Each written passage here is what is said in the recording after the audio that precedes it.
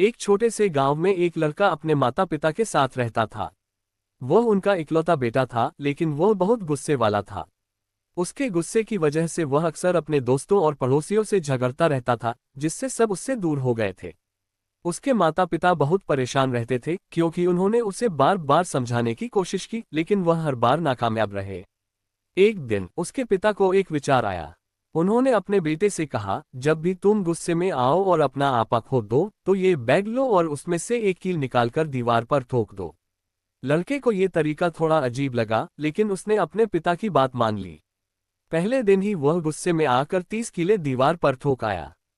अगले कुछ दिनों में उसकी कीलें कम होने लगी और उससे ये सब बोरिंग लगने लगा। फिर उसने ठान लिया कि वह अब गुस्से पर काबू पाएगा।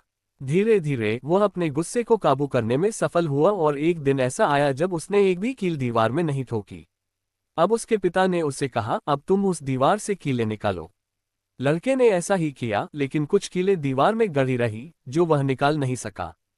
वह दुखी होकर अपने पिता के पास गया और बोला, पिताजी, कुछ कीलें तो दीवार में गड़ी रह गई हैं। पिता ने मुस्कुराते हुए कहा, तुम्हें क्या दिख रहा है? लड़के ने जवाब दिया, दीवार पर गड़े हुए निशान। पिता ने कहा, देखो बेटा, ये कीलें तुम्हारी बुरी आदतों की तरह थीं।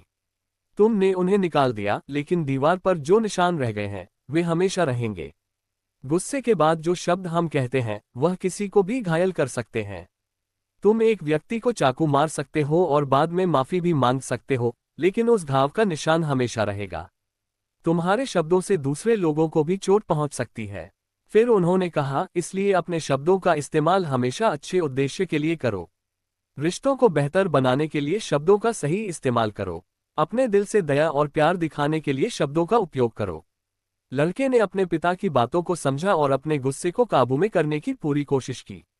अब वह शब्दों के महत्व को जानता था और हमेशा सकारात्मक रूप से अपनी भावनाओं को व्यक्त करता था। सीख, हमारे शब्दों का बहुत प्रभाव होता है। एक बार कहे गए शब्दों को वापस नहीं लिया जा सकता। इसलिए हमें अपने शब्दों को बहुत सोच समझकर इस्तेमाल करना चाहिए और हमेशा दया, प्यार और सम्मान से दूसरों से बात करनी चाहिए।